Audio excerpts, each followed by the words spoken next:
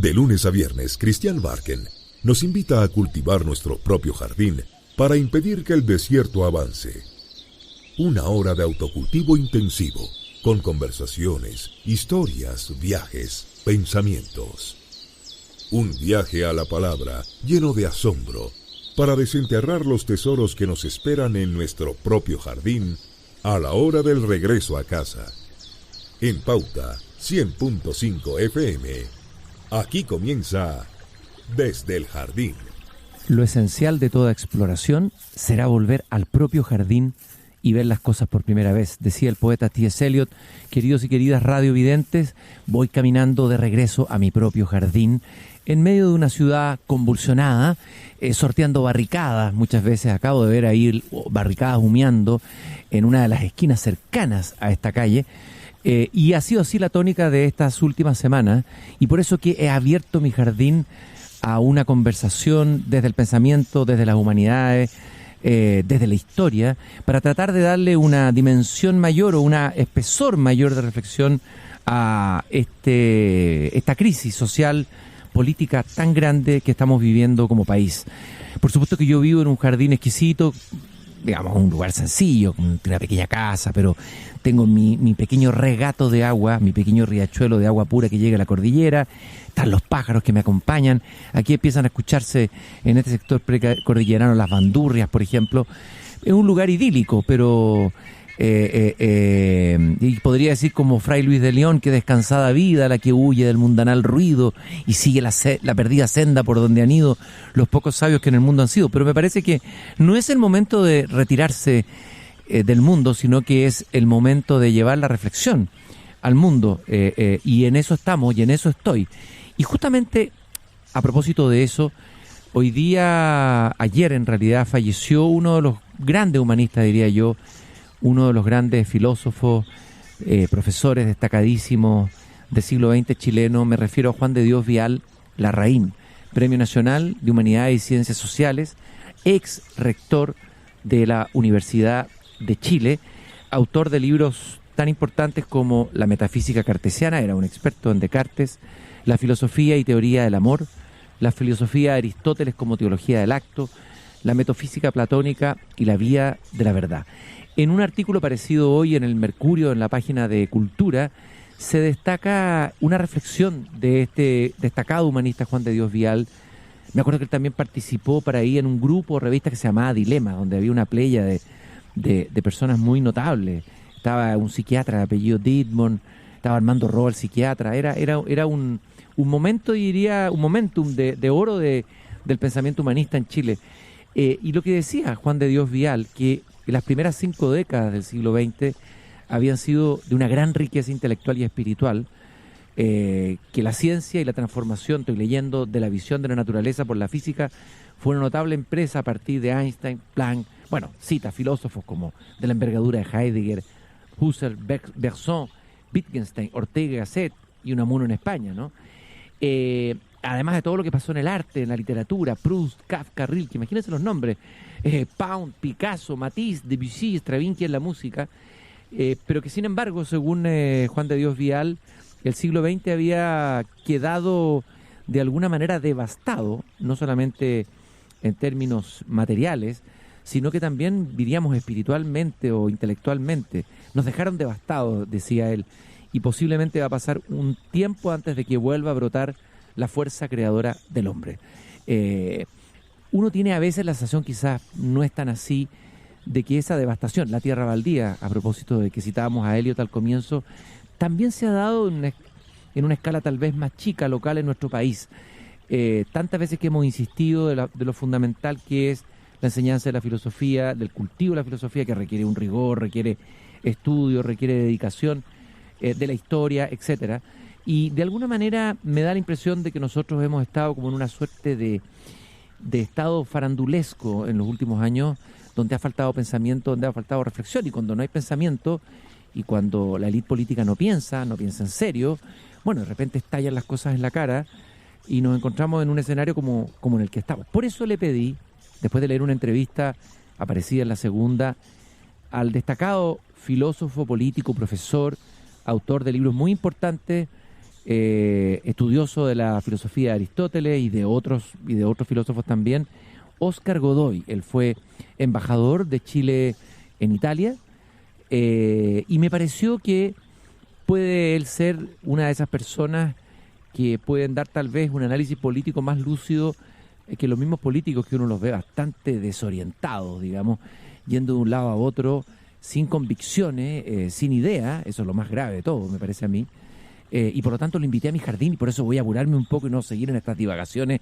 Al entrar, veo que la verja del jardín está abierta, me sale a recibir mi querido hermano el zorzal. Mira qué maravilla como canta el zorzal. Bueno, parece que hay alguien, querido amigo zorzal, en el jardín. Efectivamente está Óscar ahí sentado cerca del sector de los Quillayes y del Maqui, en mi jardín. Querido Óscar, perdona mi atraso, que temprano llegaste. Qué gusto de tenerte aquí en el jardín. No, encantado de estar contigo, Cristian, y también de participar de tu homenaje a Juan de Dios Vidal Larraín. Tú lo conociste muy bien, ¿no? Que fue mi maestro a los 17 años. Yo empecé a seguir cursos con él, y gracias a él efectivamente me introduje en Platón, leí los grandes diálogos de Platón, leí las grandes obras, la metafísica, la ética, Nicómaco y de Aristóteles. Y obviamente a Descartes, que era uno de sus filósofos favoritos. ¿Qué destacarías tú como tal vez la impronta de más importante en su tarea intelectual de Juan de Dios Vidal? Mira, yo destacaría algo que es un déficit hoy día, y que es el hecho de que él fuera un verdadero cultor del arte de la libertad, que consiste en saber manejar, en saber administrar la propia autonomía, ¿verdad? Y no erradicar en consecuencia todas sus decisiones en la vida práctica y en la vida política por su propia luz, ¿no? Porque la razón como libertad es eso, es discernir cuál es mi propio bien, cuál es mi proyecto de vida, cuáles son los medios más adecuados para realizarlo.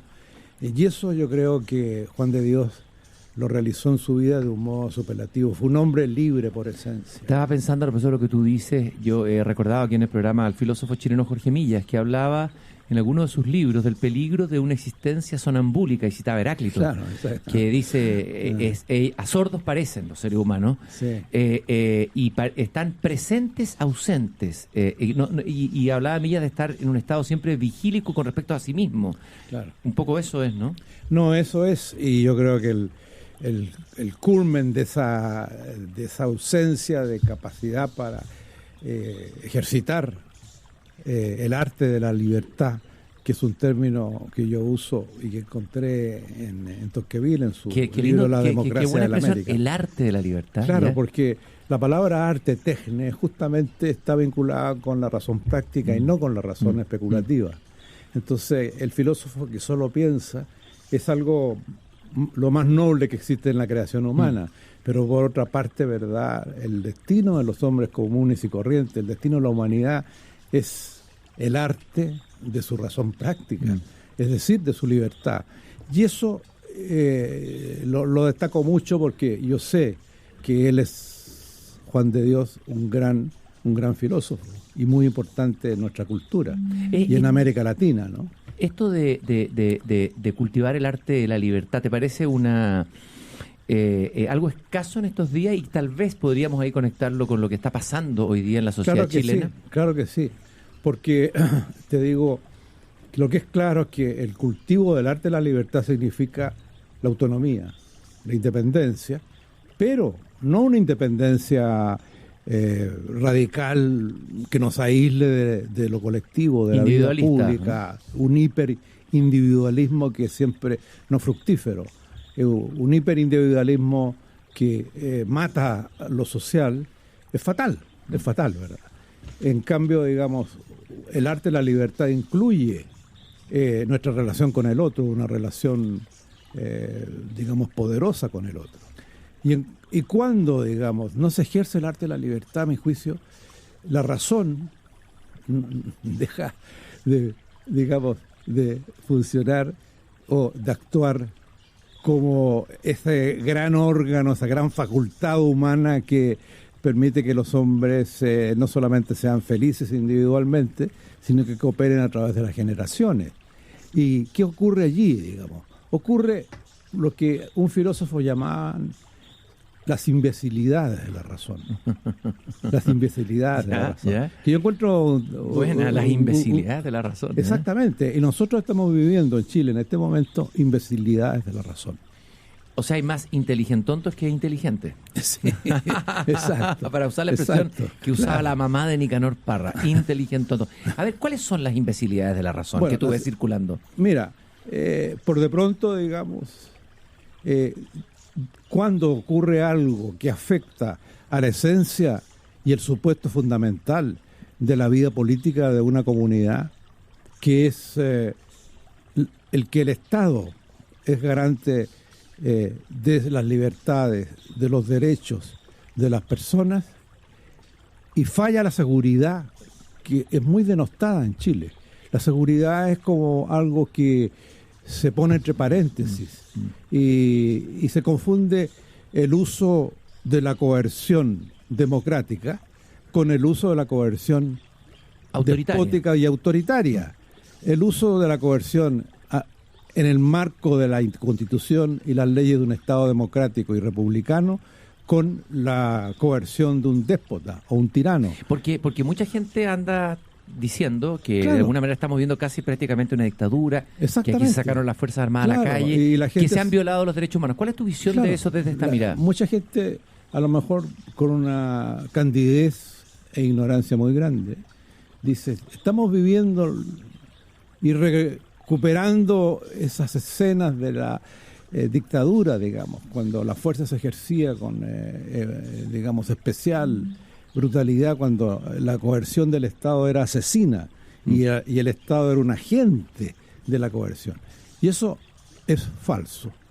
Y allí hay, en consecuencia, una imbecilidad de la razón, a mi juicio. Desde luego. ¿No entiendes tú? Y ahora este arte de la libertad no le ha fallado en primer lugar a la élite que nos gobierna, porque sabemos lo importantes que son, se quiera o no siempre, las élites en el desarrollo de los Sí, países. claro, Aquí en el no siglo XIX tuvimos una élite bien notable, no sé Sí. qué te parece a ti, que Así prácticamente armó Chile en un cierto sentido, ¿no? Evidente, Que tenía una evidente. vocación, un proyecto del país.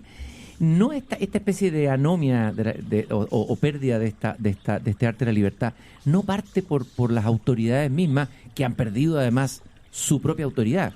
Y habría que hablar sobre el concepto de la autoridad. Me gustaría también profundizar filosóficamente en eso, Óscar. Claro, bueno, mira, para mí el hecho de que la autoridad no ejerza su propia deber, que es un deber, digamos, que le está dado por la soberanía del pueblo, atribuida a través del voto y en consecuencia a través de un sistema representativo. Y el transformar, digamos, la democracia representativa en un poder directo de las masas y de la calle, y confundir 1 millón de manifestantes con la decisión soberana del pueblo a través del sistema representativo, es otra imbecilidad de la razón.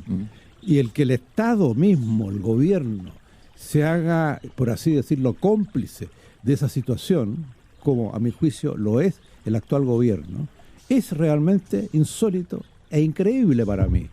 Y yo lo rechazo, lo repudio y lo acuso con mucha fuerza, porque no es posible, digamos, que esté pasando lo que está pasando. La correspondencia de mis colegas europeos y americanos me dicen, ¿cómo Chile? ¿Verdad? ¿Cómo en Chile? ¿No? Cuando nosotros hemos visto durante 30 años desarrollarse un proyecto democrático que hace descender los índices de la pobreza a niveles del 8%, 9%, que hace mejoras a la igualdad, en la cual probablemente estamos con déficit, donde el Producto Interno Bruto sube espectacularmente, es el más grande de América Latina, donde hay grandes reformas sociales. Yo, por ejemplo, que tengo más de 40 años en la docencia universitaria, he visto llegar personas, muchachos, muchachas, que por vez primera son o representan a alguien que De su estuvo familia, en la que- pobreza hace 30 años.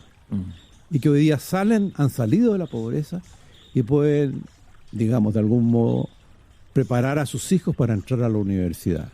Eso es prodigioso, digamos, y en consecuencia el que una sonada brutal como la que estamos experimentando paralice todo aquello y nos muestre ante la opinión pública como un país que está sufriendo, digamos, la aplicación de políticas estructurales de orden económico y político, porque eso es un ataque a las dos dimensiones. No nos equivoquemos, no es solo contra ese entrecomillado llamado el neoliberalismo, que es una ficción puramente verbal, digamos, de lo que es un liberalismo económico correcto, por así decirlo. ¿Existe, ¿verdad?, el neoliberalismo y existe no, aquí en Chile? ¿Qué es en términos conceptuales? No, yo creo, digamos, el neoliberalismo no existe, ¿verdad?, excepto en la cabeza de Agustín Esquella, pero... de Agustín. Le vamos a preguntar a Agustín, después lo vamos a invitar a ver qué es lo que dice. Bueno, él lo repite cada 3 meses en una columna de Mercurio, lo repite cada 3 meses. Y además dice que no tiene un sentido peyorativo, pero claramente tiene un sentido peyorativo. No, yo no le creo, y me parece muy elemental lo que afirma sobre el liberalismo contemporáneo, ¿no?, que no es esa caricatura del neoliberalismo que se muestra en muchas digamos, en muchos lugares. Muchas personas lo sostienen y lo repiten, porque la técnica de crear un término de denuesto y de descalificación de algo es muy antigua. Siempre se ha usado en la historia, en la propaganda, de la política competitiva, ¿verdad? Siempre se ha usado, ¿no? Entonces, es un término arrojadizo que causa daño Pero, Óscar, lo que llama la atención, tú hablaste de una asonada que fue acompañada además de un movimiento social muy contundente, por lo menos una vez. A ver, me gustaría preguntarte, porque para que hayamos llegado a esto, para que un atentado terrorista como fuera, llamémoslo terrorista, algunos lo llaman terrorista, o que podrían haber sospechas de que fue un atentado terrorista, ¿no es cierto?, produce esa fisura, esa grieta, por ahí empieza a salir todo un descontento, también un resentimiento, una rabia inusitada. Claro. Por un lado de vándalos, bueno, hay narcos en algunos lugares, pero en otro lado también hay ciudadanos que también se ven muy enrabiados. Se había hablado durante un tiempo que había como rabia o rabias. Claro. A ver, ¿cómo lo analizas tú? Yo te voy a decir que esas rabias... ¿Por qué esas rabias? Se supone que el país está bien, ¿por qué hay tanta rabia? Claro. Yo creo que esas rabias, digamos, son un fenómeno repetitivo en todas las democracias, porque la democracia tiene un fundamento muy fuerte en la igualdad, ¿no?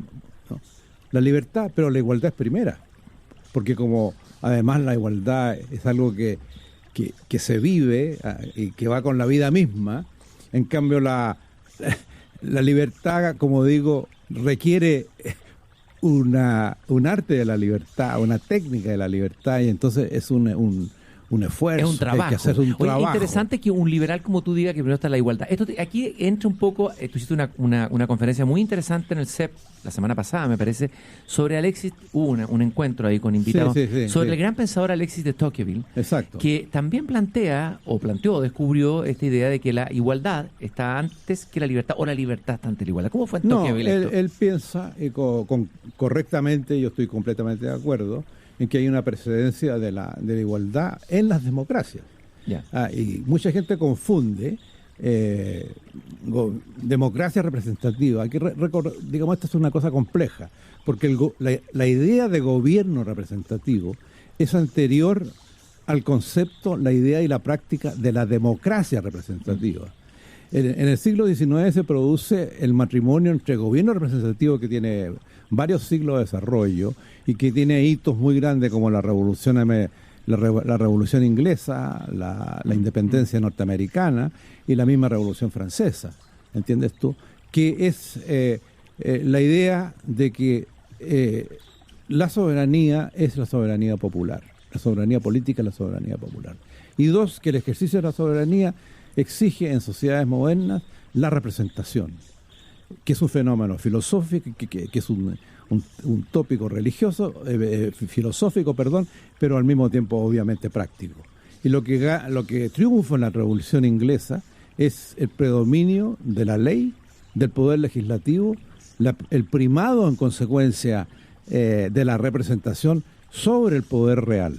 Y en consecuencia el gobierno representativo fue un enemigo el mejor enemigo y el mejor dispositivo intelectual contra el absolutismo, que fundaba, digamos, el poder del rey en un fundamento religioso. A propósito de estas revoluciones que tú citas, he leído algunas columnas, algunos columnistas y personas que han estado opinando sobre que de alguna manera este proceso nuestro es como una especie de revolución o movimiento de desobediencia civil, que es análogo al que dio origen a cambios tan fundamentales como la Revolución Francesa, que se produjo con una revolución en la calle y que produce, que da origen a la democracia tal como la conocemos hoy día, a la larga, digamos. La revolución, citan a la Revolución Inglesa, e incluso dicen que todos esos procesos tuvieron momentos de violencia que eran necesarios en la transformación para llegar finalmente a una democracia más plena. O sea que hoy no estaríamos viviendo en una democracia plena, sino una democracia incompleta. Claro. ¿Cuál es tu visión, Oscar? No, mi visión, digamos, es que el proceso político, digámoslo, el proceso político democrático es el reflejo de un concepto de desarrollo continuo, universal, y absolutamente incontenible de la democracia. Y en consecuencia, es la tesis de Tocqueville. Nosotros estamos viendo tiempos democráticos. Y cuando él hace el estudio de la democracia americana, asombra a todo el mundo, porque nadie se imaginó, digamos, que podía instaurarse un gobierno democrático en una república, o la existencia de una república democrática, porque la democracia que se conocía y la que mejor se había estudiado era la democracia antigua en pequeñas comunidades, las ciudades-estados de Grecia, que estaba dividido Grecia en ese momento, en el momento de la democracia en el siglo V a.C., en 700 pequeños estados, ¿verdad? Hay otros 300 que estaban fuera de la península helénica. Entonces era inaplicable esa democracia y por muchos siglos fue, por así decirlo, contradictorio pretender, digamos, la palabra democracia tenía un sentido unívoco y no era aplicable, digamos, a un Estado moderno con vastas proporciones geográficas y poblaciones también muy numerosas. Entonces Estados Unidos vino a demostrar que sí era posible una democracia, una república democrática en un vasto país, extenso país, con una gran población. Cuando Tocqueville escribe su libro, ya Estados Unidos había recorrido 200 años, se había independizado Gran Bretaña, tenía varios millones de habitantes. Entonces, el fenómeno fue fantástico, increíble. Y la conclusión que saca Tocqueville cuando empieza a visitar, porque él visita en los años 1829, su libro sale en 1835 y 1840, los Estados Unidos, lo primero que le sorprende es la igualdad de condiciones de vida de los americanos. Y su estudio le lleva a la conclusión de que todo lo que se ha desarrollado allí tiene como punto de partida la igualdad. Y uno podría decir, escuchándote a ti, algunos de los animadores de esta zona o de este movimiento social, de que aquí vivimos una sociedad desigual, se ha dicho mucho, que Chile, el gran talón de Aquiles es su desigualdad, eso es lo que está en discusión, algunos discuten, claro, algunos economistas, otros, y que por lo tanto se requiere una transición a una sociedad más igualitaria o mínimamente igualitaria, o sea que este sería un caso de desigualdad extrema. ¿Qué crees tú de esa afirmación? No, rechazo absolutamente esa proposición. Eso es falso, digamos, porque nos resulta, digamos, que en los últimos 30 años nosotros hemos dado pasos fundamentales hacia la igualdad. Ahora, eso se ve en las Hace 30 años, fíjate tú, existía igualdad de género, existía el tema de que era necesario trabajar la igualdad de género y conseguir la igualdad entre el hombre y la mujer. Existía igualdad de la sexualidad, digamos, que salirse del patrón heterosexual e incluir la homosexualidad, etcétera, ¿verdad? Todas las variaciones, digamos, de la vida sexual humana las hemos incluido. Es decir, y yo podría seguir enumerando numerosos pasos hacia adelante en la igualdad. ¿Por qué la percepción, no de toda, pero de una parte no menor, a esta altura de la ciudadanía, la sensación de que hay y vivimos una sociedad de una desigualdad tremenda. Si todas las cifras y todo lo que tú dices va en la línea contraria, ¿a qué se debe que en la presión subjetiva de una parte de la población esto esté tan fuertemente marcado? Porque es claramente eso, y eso es lo que genera lo que los argentinos llaman la bronca, la rabia, la ira y qué sé yo. Claro. ¿Cómo lo explicas tú? Eso? Yo lo explico, digamos, porque el proceso igualitario, que es continuo y que nunca cesa de estar en evolución, en acción, ¿verdad? Nunca cesa de desplegarse. Cuando encuentra en situaciones de crisis, da la impresión que ese proceso se suspende o se paraliza, ¿verdad? O pierde su elán, su fuerza, etcétera, y eso produce enormes desacuerdos, y produce, como ha producido en Europa, bueno, te digo, los movimientos indignados por falta de igualdad en un continente que es el más rico del mundo, con las mayores tasas de bienestar, etcétera. ¿Cómo se explica? Por insatisfacción, porque queremos ser más iguales. Y como decía Pascal, ¿verdad? La igualdad es algo bastante complejo, porque cada vez que nosotros damos un paso adelante en la igualdad se nos escapa a otro nivel. Eso es interesante. Y nunca lo alcanzamos. Eso es interesante. Significaría que la sociedad que más avanza en igualdad genera una expectativa o un anhelo aún más de igualdad. Exacto. Que no alcanza a cumplir, porque son procesos que requieren un tiempo, ¿no es cierto? Y produce esta paradoja de que pueden aparecer estos estallidos donde aparecen estas paradojas. Y si uno ve, por ejemplo, los indignados, ¿quiénes se reunían ahí en la plaza esa del Sol? No me acuerdo cómo se llama, ¿verdad? ¿En Madrid? De Madrid, gente de sectores medios. Es decir, gente que con un relativo bienestar, ¿no? Pero que considera insuficiente, digamos, el nivel de igualdad del país, el nivel de igualdad. Y está el problema eternamente, ¿verdad? Eterno, de la dicotomía entre los pobres y los ricos, que eso siempre ha causado enormes conflictos. Fíjate que la democracia, por ejemplo, en Grecia, en Atenas en concreto, ¿cómo empieza? Empieza por un movimiento igualitario. ¿No? Y el grito era isonomía, o sea, isos igual, nomos ley igualitaria. ¿Por qué, digamos? Porque resulta que existía en el siglo VI y V antes de Cristo, existía, ¿verdad?, un derecho penal que castigaba a los deudores, pequeños agricultores, que no pagaban o estaban en deuda con los dueños de la tierra. La penalidad era la esclavitud, nada menos. Claro. Figúrate. Impresionante, claro. Y entonces se levantaron los atenienses y acabaron con la esclavitud, y Solón hizo las grandes reformas democráticas. Estoy con Óscar Godoy, filósofo político, estudioso de la filosofía de Aristóteles, bueno, entre otras cosas. De hecho, vamos a hablar algo de Aristóteles, porque de repente en estos momentos de crisis, aunque parezca un poquito como un ejercicio casi de lujo o inútil, es bueno volver de repente a la fuente. No sé qué te parece que es bueno en momentos de crisis volver a la fuente y conversar con esa fuente.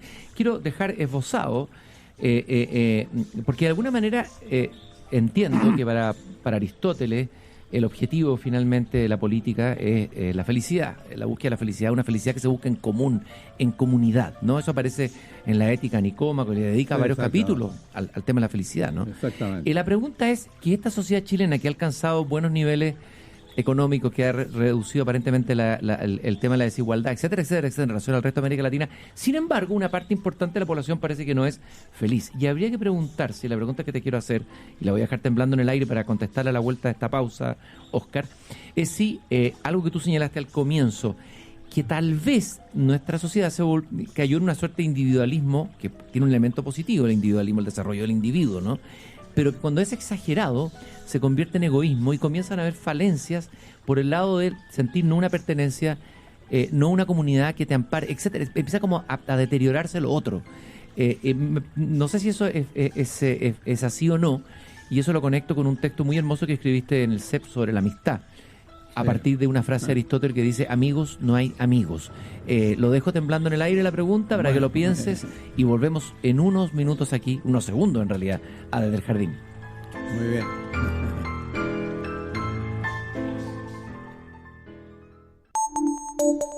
Pauta en la palma de tu mano. El tema del día y todas las noticias que debes saber en la pantalla de tu celular. Además de nuestras señales de radio y streaming en vivo. Todos nuestros programas on demand para ver y oír cuando quieras y donde quieras. Nuestra nueva aplicación ya está disponible en App Store y Google Play. Fácil de descargar y usar. Todos los contenidos de Pauta en la palma de tu mano.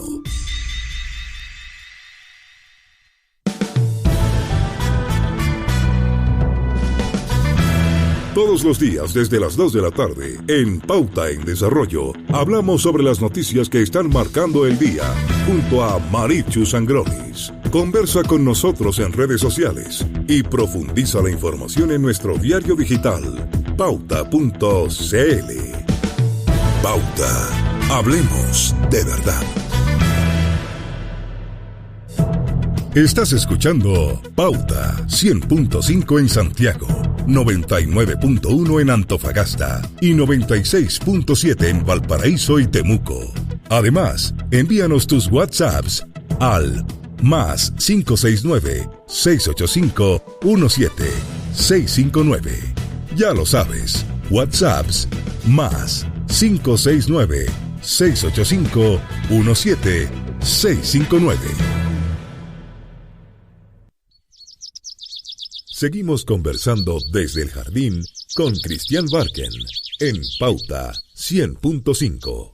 Es interesante tal vez volver, como decía al comienzo, en estos momentos de crisis política y social, a los que pensaron por primera vez la política. Puede sonar muy remoto, pero las fuentes siempre vuelven a decirnos algo cada cierto tiempo. Decíamos, ya que contamos con la presencia de Óscar Godoy, filósofo, estudioso de Aristóteles, aquí en Desde el Jardín, que en la Ética Nicomaquia Aristóteles se detiene en varios capítulos sobre el tema de la felicidad.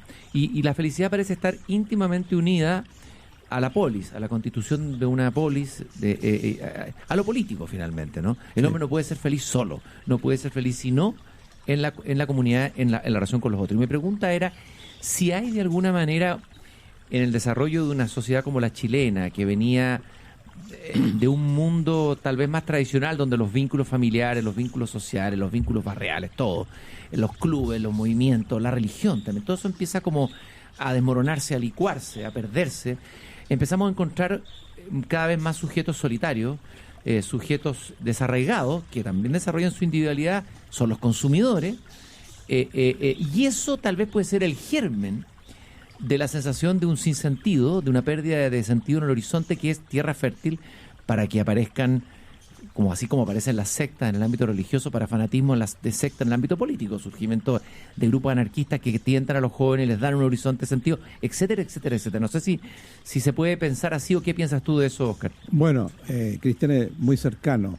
Yo te diría, digamos, que a pesar de que Aristóteles nos ilumina enormemente, por eso es un clásico, digamos, vuelve a estar presente y vigente, pero hay pocas respuestas de él a la cuestión que tú planteas, porque él prácticamente no se planteó el asunto del individualismo, ¿no? Él pensaba que por naturaleza el hombre era social. El hombre es un animal político. Era un zoón político, un animal político. Claro. Y en consecuencia no le cabía en la cabeza de que el término individualismo no existía, etcétera. Y entonces es la filosofía moderna la que se ha más bien planteado.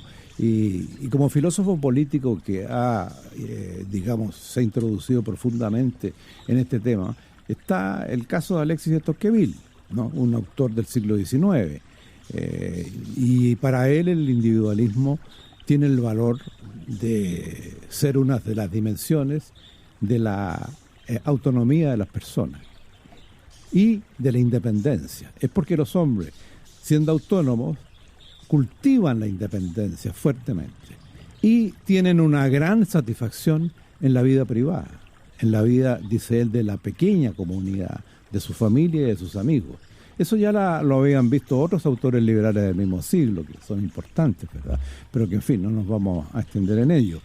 El problema es que él advierte, atención, digamos, que eso conduce a los individuos a abandonar lo público. Hay que recordar, ¿verdad?, que los antiguos y los griegos usaban el término idiotes para Los designar idiotas, claro que sí. lo privado. Y la palabra privado quiere decir privado de algo que te falta.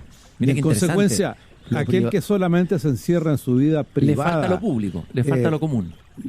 cultivando su libertad y satisfaciéndose en ella, en la autonomía, y odiando toda heteronomía, es decir, todo poder tercero, extra individual que quiera influir sobre él, eso no le gusta. Por ejemplo, el anarquismo dice, muera el Estado, Sí, ¿verdad? claro. Y los liberales no aman el poder del Estado. Y es por eso que siempre yo digo, yo me considero un liberal, nosotros los liberales lo que hemos pensado es cómo reducir el poder del Pero Estado. no eliminarlo. Pero nunca eliminarlo, porque no podemos olvidarnos, digamos, que un hiperindividualismo no conduce, digamos, a una vida social satisfactoria. Eso que tú dices, me bien iluminado lo que dices, Oscar, de la pérdida del afecto por lo público, que yo creo que se ha visto fuertemente en Chile en las últimas décadas. Claro. Para mí el símbolo más grande es la destrucción del Instituto Nacional, que es un símbolo de la educación pública. Me pareció que ahí yo vi algo potente, un desafecto, no solo por el bien inmueble, por el símbolo que representa esa institución, y el hecho que haya hordas que vayan y la destruyen, la quemen, la incendian, Exactamente. como diciendo, esto yo no me interesa, esta parte, o los que arrancan estatuas, o los que destruyen espacios públicos de la ciudad. Exacto. Ahí digamos, lo público se debilitó, o no se cuidó suficientemente, o no se educó en lo público en las últimas décadas. En ¿no? las últimas décadas, lo público ha sufrido una enfermedad de decadencia que es notoria hoy día, con fuerza. Por ejemplo, si tú piensas en que el famoso dictum con que Montesquieu dice y califica los valores de la República, dice, en la República se ama a la patria, se ama a la Constitución y se ama a las leyes. Y en los muros que rodean a mi casa, porque yo vivo en el Parque Forestal. Vives en el corazón de esta azonada que tú has llamado. Los grafitis de un movimiento que se llama CAF, que es un movimiento, digamos, anarquista, dice... Cap se escribe... Acab. Acab. Es como el nombre con B larga. Oye, el personaje de Moby Dick. Exactamente. ¿Será eso o no? No, mira, pero ¿qué dicen en esencia? Dicen, muera el Estado, el idiota más perfecto es el patriota, o sea, no ames la patria, ¿verdad? No ames la patria, y la calle es nuestra. La calle es nuestra, yo le doy un sentido jovesiano, un sentido prepolítico, Joves, sí. donde el individualismo está reducido a que cada individuo se considera a sí mismo como dueño de todo, jus in omnia, derecho a todo, incluyendo al cuerpo del otro. Y eso conduce a una guerra de todos contra todos. Y eso es ese individuo que tú acabas de señalar, el que se siente con derecho de, como es dueño de la calle, de destruirla. De destruir o de todo. Orinarse en la esquina, como uno ve de repente en algunas ciudades. Destruir todo, destruir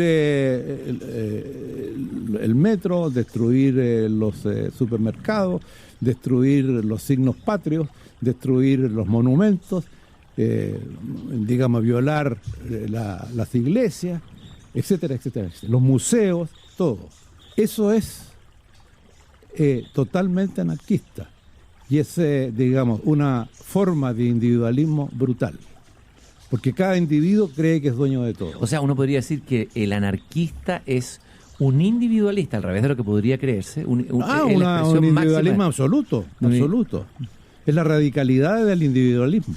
O sea, qué impresionante. Nuestra sociedad produjo su propio Frankenstein. Exactamente. O sea, en esta deriva de un individualismo que descuida lo público, terminamos produciendo un Frankenstein que es el anarquista individualista, que lo encuentro tremendamente interesantísimo, Oscar, claro. Esto que me estás diciendo. Muy revelador. Esta concepción que yo tengo explica por qué aquellos que han organizado la destrucción, porque esto es organizado, ¿verdad? ¿Por qué? Lo más probable, acá, este organismo anarquista, polariza a distintos grupos de ultraizquierda antisistemas y los moviliza.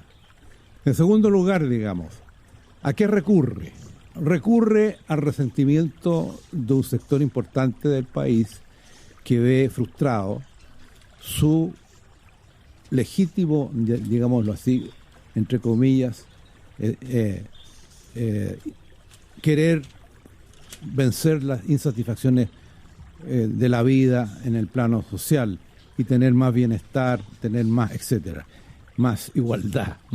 Entonces, a las manifestaciones, entre comillas, pacíficas, a las cuales yo voy a inspeccionar, por así decirlo. Vas como testigo, ¿eh? Voy como Oye, testigo. te paseas como este personaje ¿Sí? francés que se llama Aristide de la Bretona, que recorría las calles, iba mirando, observando cómo iba el movimiento de lo social. Claro. ¿Y qué es lo que descubres en esas manifestaciones? Bueno, Estoy hablando de las no violentas, estoy hablando de las manifestaciones de ciudadanos. Pacífica. ¿Qué es lo que descubres ahí? Bueno, yo descubro lo que pasó con los franceses cuando salió el movimiento de los indignados, los chalecos amarillos, Juntos Podemos en España, etcétera, profundo malestar por su situación económico-social. Y ahí están todas las demandas que a mi juicio son justas. Pero ellos no se dan cuenta de que son la antesala y la cobertura del anarquismo, de la anarquía que está imperando en el país y que no cesa, ¿verdad? Y que ataca directamente puntos neurálgicos, digamos, del bienestar de una ciudad. Ahora, impresiona que el anarquismo, que es una vertiente por lo demás, que incluso ha tenido conflictos muy fuertes con el Partido Comunista a través de la historia, en la Guerra Civil Española. Pero los anarquistas mataron muchos comunistas. Sí, claro, pero los comunistas, muchos anarquistas. Efectivamente, fue como una segunda guerra civil dentro de la guerra civil, ¿no? Nunca se han querido mucho los comunistas y los anarquistas. No. Y incluso en la revolución bolchevique, en las manifestaciones, el mismo Engel hablaba de la escoria, de los vándalos, los nombraba como escoria, es decir, el lumpen proletariado, etcétera, etcétera, etcétera. Claro. O sea, a Lenin no le gustaba nada la anarquía, pero la pregunta es, ¿cómo se da este fenómeno? Porque uno podría haber pensado que estos son grupos de izquierda, muchos dicen alentados o financiados, uno podría caer en ese, no sé si en esa paranoia, o tiene una base real a lo mejor por ONG extranjeras de izquierda que podrían venir de...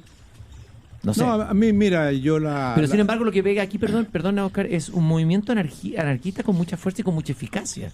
Entonces, ¿cómo se logra articular algo que parecía un... Yo creo, digamos, que tiene la fuerza de un catalizador. Tienes tú que siendo una minoría selecta, una élite selecta, que maneja diversos círculos más amplios de opinión antisistema, y enseguida, digamos, otros círculos más amplios de personas descontentas. Y eso hace una gran minoría, y eso insisto mucho yo, de que cuando la gran minoría que se ha movilizado en la calle con el título de manifestaciones pacíficas, no puede hacerse la inducción de que son todos los chilenos, de que es la voluntad del pueblo, porque no es así, somos 17 millones. No es así. Y la única manera, digamos, de que exista legitimidad en las demandas es la existencia potente, bien articulada, con prestigio, con dignidad, digamos, de un sistema representativo. El problema es que está en crisis y que ha cooperado, digamos, con la actual situación es la crisis del sistema representativo. Porque aquí ha habido una política muchas veces centrada en el cosismo, en la acción. Claro. Emerge la figura del cosista, incluso la figura del presidente, de repente que uno piensa, no sé, en Joaquín Lavín, que se defiende mucho el cosismo, ¿no? Como él es de los primeros grandes cosistas en la política chilena. Sí. Cuando se enfrentan ahí Lagos y Lavín en esa famosa elección, eran como dos maneras de hacer política muy distintas, ¿no? Exacto. Y luego, y esto ya se disemina, el cosismo toca a la izquierda y a la derecha, y el mismo presidente de repente aparece con unas listas de cosas que hay que hacer, de medidas, de platas que hay que invertir. Claro. Y ahí hay una carencia de política. Entonces es peligroso porque tenemos por un lado lo que tú dices, un movimiento anarquista muy bien organizado, muy eficaz, que tiene un desprecio completo de lo público, que se apodera de la calle, se apodera de lo público, paraliza el país, y tenemos una autoridad un poco anómica que no tiene un norte político. Eso es lo que ¿y qué hay ahí? ¿Qué carencia hay? ¿Carencia de pensamiento, de ideas? ¿Qué es lo que más carecemos hoy día? Yo creo que lo que más carecemos es de ideas y de pensamiento, ¿verdad? Porque, te digo, el activismo político, yo lo veo clarísimo a través de mi larga vida, está en antítesis, digamos, con la reflexión filosófica y más profunda, es cierto. Pero también está en antítesis en Chile con una especie de relación de feedback entre el ámbito de las ideas de largo plazo y la acción política. Por ejemplo, mi seminario, que tiene 4 años, sobre Tocqueville, que ha tratado distintos temas en los 4 años, no aparece nunca un político, nunca. Y en toda mi vida como director del Instituto de Ciencia Política, en los grandes seminarios de la democracia, venían algunos políticos, pero una vez que se inaugura ya... Se corta la cinta. Se corta la cinta. Desaparecen. Y desaparecen totalmente. Y se van. Se van porque ya se cumplió, digamos, la transición y porque ya no es necesario más ideas. O sea, si uno hiciera una encuesta hoy día entre los políticos, estoy seguro que ninguno sabe nada, ni de Aristóteles, ni de Alexis Tocqueville, aparte de lo que está en Google, ¿no? ¿O no? Seguro. Yo creo que sí, ¿no? Seguro.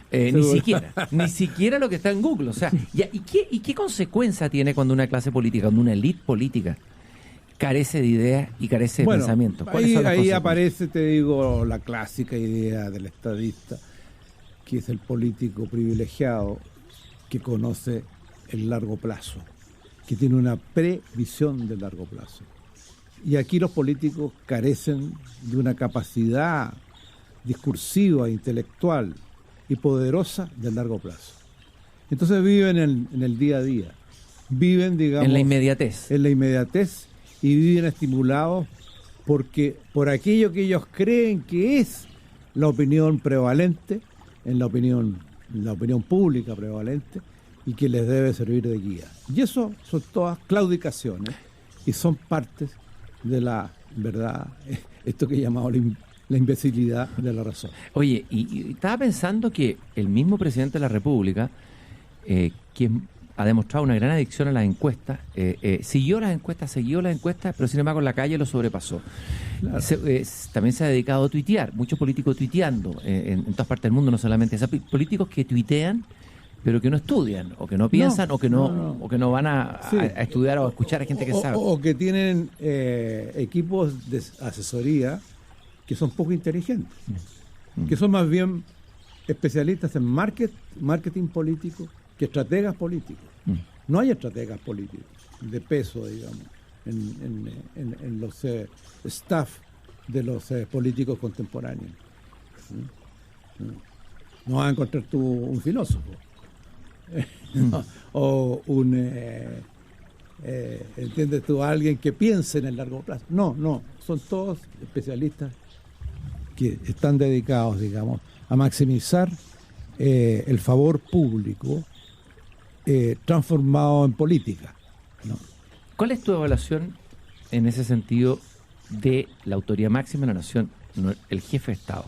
¿Cómo evalúas tú al jefe de Estado de todo esto que hemos estado hablando hoy día? Bueno, yo considero, y lo dije en la entrevista, ¿verdad?, que es un presidente débil, ¿no?, que es un presidente evasivo, que busca fórmulas inmediatistas y que carece de una visión de largo plazo de la política.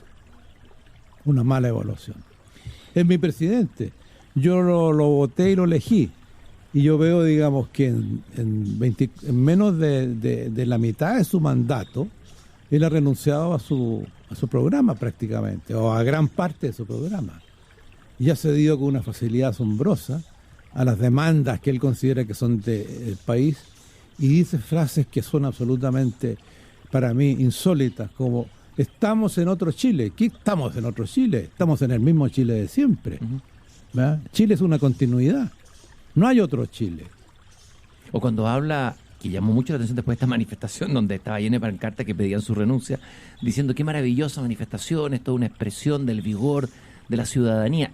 ¿qué es lo que hay ahí? ¿Es como la Entonces, búsqueda de caer bien? absurdo, digamos, que... ¿No será una necesidad de ser querido? ¿Qué es lo que hay? Porque Claro. hay algo ya psicoanalítico aquí en esto, que una variable psicoanalítica que habría que introducir. Puede ser una interpretación válida.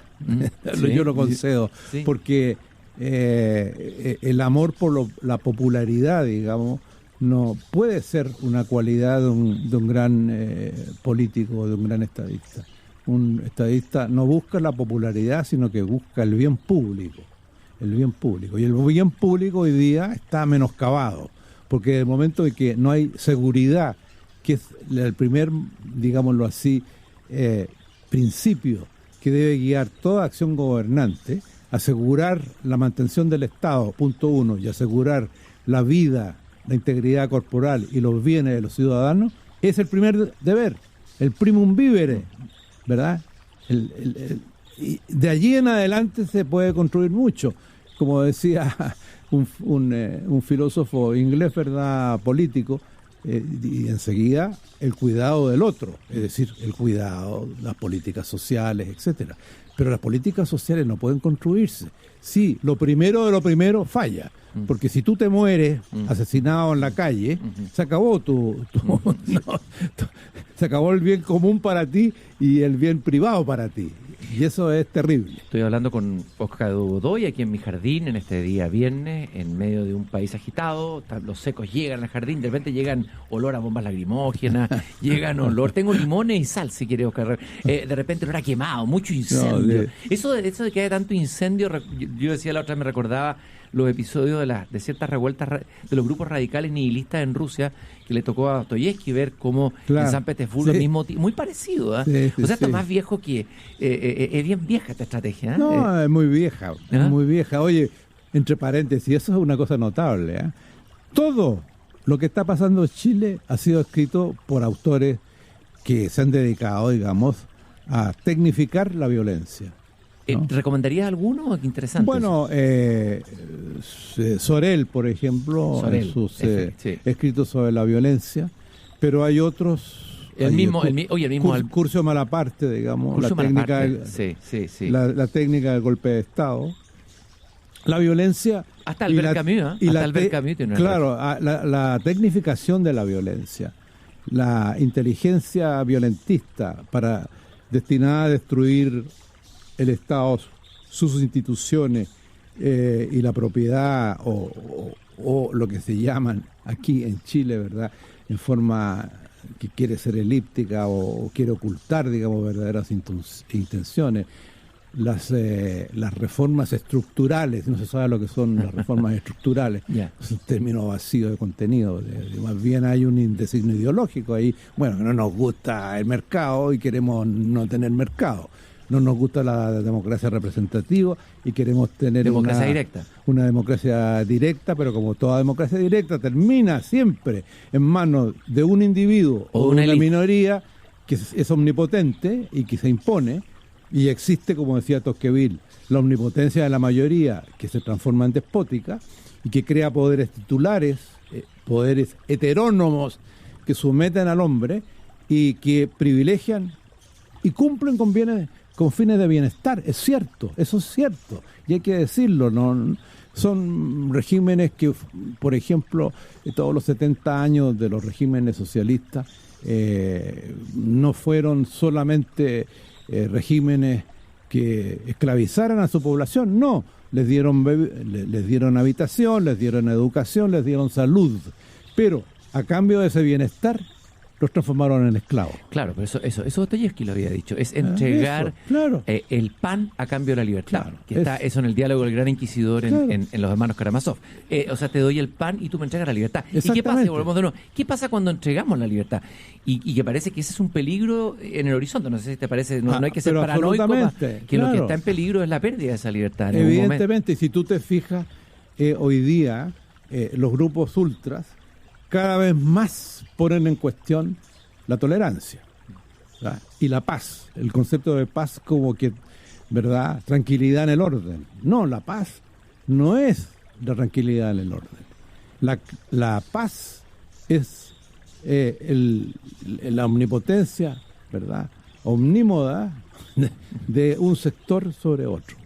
Y yo siempre recuerdo ahí el famoso texto del federalista, que son los padres de la Constitución americana, el número 51, que es de Jefferson, que decía, bueno, nosotros queremos proteger a la libertad de los individuos limitando los poderes del Estado y del gobierno.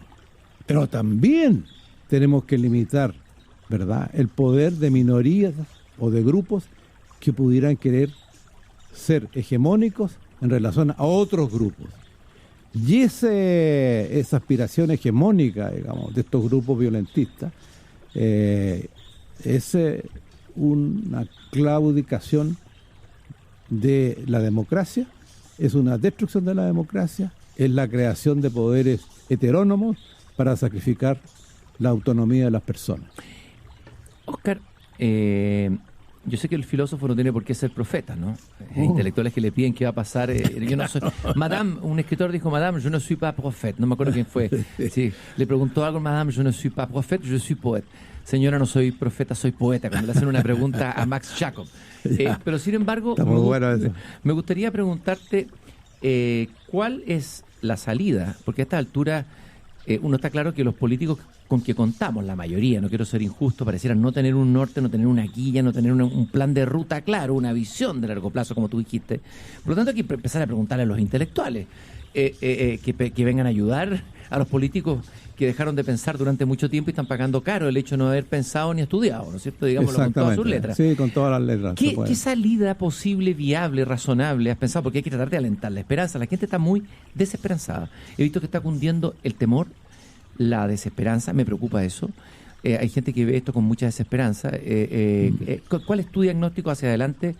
¿Y en qué, si estás en el grupo de los desesperanzados, los esperanzados, en qué estás? No, yo estoy en el grupo, yo soy optimista, ¿verdad? Y estoy esperanzado. Creo que estamos rodeados de grandes peligros, porque si esto continúa en la misma ruta que está trazada, hay que estar, digamos, dispuestos a que aparezcan la contraviolencia, porque hasta el momento no aparece. Es decir, generalmente ocurre en todos los países de que aparecen cuando hay hastío ya y desesperación y la autodefensa. ¿Y cómo surge eso? Son grupos violentistas antiviolentistas, ¿no? Líderes antiviolentistas con graves peligros, digamos, de derivas hacia una guerra civil. Hacia una guerra civil o hacia unas dictaduras o hacia, ¿verdad?, liderazgos de ultraderecha, en fin, todos peligros virtuales hoy día en nuestro país. Que no pueden ignorarse. Claro, no pueden ignorarse. Ya vi yo ayer otro día que en Reñaca los vecinos no permitieron que entraran a su barrio los violentistas, no permitieron. Ya había una señora ahí que gritaba, me pegaron un palo en la cabeza, y los carabineros no hicieron nada. Los carabineros, por otra parte, están bajo fuego, porque están limitados en su acción. Las regulaciones son democráticas y son necesarias. Por eso hay una ley de carabineros y por eso Chile ha firmado pactos, ¿verdad?, para asegurar que la fuerza pública y el uso coercitivo monopólico del poder, de la coerción, ¿verdad?, por parte del Estado, no coopera a violar los derechos humanos. ¿Y cuáles son los elementos para una esperanza? ¿O cuál sería el cauce de una salida de esta situación en términos políticos? ¿Por dónde lo ves tú? Yo lo veo, digamos, en las próximas elecciones presidenciales. Pero eso falta todavía. Sí, quedan 2 años. Y eso puede, entre medio, el país puede quedar devastado en este curso. Así, claro. Y pueden pasar todos los peligros que yo estoy diciendo que pueden pasar, ¿verdad?, que pienso que pueden pasar. Pero en ese periodo yo creo que es fundamental que la oposición entienda que todavía no termina de entender lo que está pasando verdaderamente y que coopere con el gobierno y saque adelante su agenda, la agenda de acción social lo más pronto posible, que no languidezcan las cosas y que se despojen de poderes, de sueldos excesivos, etcétera, etcétera. Son cosas que se pueden hacer en intertanto. Tú hablas de una reforma constitucional hacia un régimen parlamentario. Brevemente me gustaría explicar, porque mucha gente que nos escucha no tiene idea de lo que es un régimen. Muy brevemente, Oscar, en los últimos minutos. Sí. ¿Qué es un régimen parlamentario? Bueno. ¿Cuál es la diferencia de lo de ahora? ¿Y por qué sería mejor un régimen parlamentario? Porque mucha gente dice, alguien me comentó lo que te he dicho, alguien que no sabe, no tiene a lo mejor la cultura política, escucha, un régimen parlamentario con los parlamentarios que tenemos es de terror que haya un régimen parlamentario. Me gustaría Claro. que me comentara eso. Claro. Lo que pasa es que no se puede juzgar por hacer un juicio de una institución por la mala performance de la actual institución parlamentaria. O sea, no se puede hacer eso. Bueno, un régimen parlamentario fundamentalmente distingue en el seno del Poder Ejecutivo la jefatura de Estado con un presidente y la jefatura de gobierno como alguien que es elegido por una mayoría parlamentaria. Y en consecuencia, digamos, los regímenes parlamentarios contemporáneos, no los pasados, porque los pasados fueron un caos. Los pasados, hoy día se ha regulado en el derecho constitucional de tal manera, digamos, el poder, digamos, del primer ministro, que solamente se puede ser primer ministro con la posesión de un apoyo parlamentario mayoritario. ¿Y cuál es la ventaja de ese régimen en relación al actual ¿Qué para enfrentar este tipo de crisis? Que es flexible, ¿Ya? ¿entiendes tú? Que es flexible, que todo discurre como un continuo, que no hay, digamos, sorpresas, que si tú vas a elegir y le das mayoría con tu voto a un partido, ese partido no solamente, digamos, va a tener la mayoría y en consecuencia va a tener la mayoría y va a poder elegir su propio primer ministro, ¿no? Esa mayoría. Y ese primer ministro en consecuencia va a tener respaldo en el Parlamento. Sus proyectos de ley, los que envíe, van a tener una tramitación distinta a una posición que puede ser de tierra arrasada. Eso es imposible. Pero etcétera. de alguna manera ahí se debilita la figura tan importante en Chile del presidente, que es algo tan, en el inconsciente chileno está metido tan fuertemente. Claro. ¿No hay un riesgo con debilitar esa figura que... Yo creo que no, yo creo, digamos, que, en fin, yo cuando este debate existía en la opinión pública, en un acto en el Salón de Honor de la Universidad de Chile, con Elwin, que todavía no era presidente, pero había sido, yo, si mal no recuerdo, ya electo, me dijo, pero Óscar me dijo, la figura del presidente es una figura tradicional histórica que le da estabilidad a los gobiernos. ¿Cómo cree usted, digamos, que un régimen parlamentario podría conseguir el mismo efecto? Y yo le dije, con más inteligencia. Bueno, ¿qué es? Y a él le dio mucha risa eso. Y después me dijo, mire, Óscar, usted tiene razón, pero ¿qué quiere? ¿Qué quiere que le diga? Que es justamente lo que hoy día falta. No solamente inteligencia, bueno, han faltado dos tipos de inteligencia por lo menos, inteligencia militar, inteligencia para descubrir quiénes están detrás de los atentados, e inteligencia con I mayúscula, que me parece que es de la que estamos más huérfanos y de la que está más huérfana la política. Gracias, Óscar, por haber venido al jardín. Te agradezco mucho tu presencia. Quiero también recordar, puedes seguir aquí en el jardín, ¿eh? Tengo un tocadiscos, puedes escuchar música, tengo libros, hasta un wikisito te puedo ofrecer. Que este programa es auspiciado por Consalud Camina Contigo, una iniciativa que acompaña de cerca el proceso de más de 6.000 pacientes que están viviendo dificultades oncológicas o cardíacas.